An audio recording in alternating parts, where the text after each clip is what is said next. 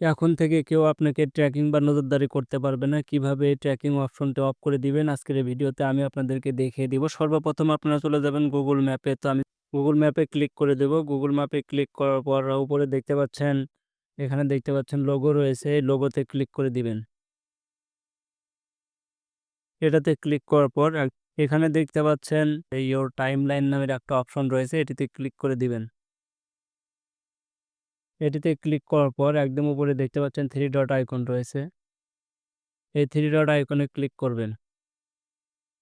Three dot আইকনে click করার পর এখানে দেখতে পাচ্ছেন লোকেশন অ্যান্ড প্রাইভেসি সেটিং নামের একটা অপশন রয়েছে, এটাতে ক্লিক করবেন।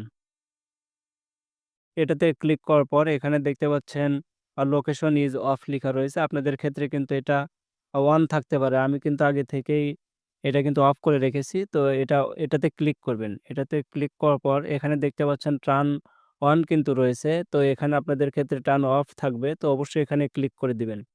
এটাতে ক্লিক করার পর এখান থেকে ব্যাক দিকে চলে আসবেন।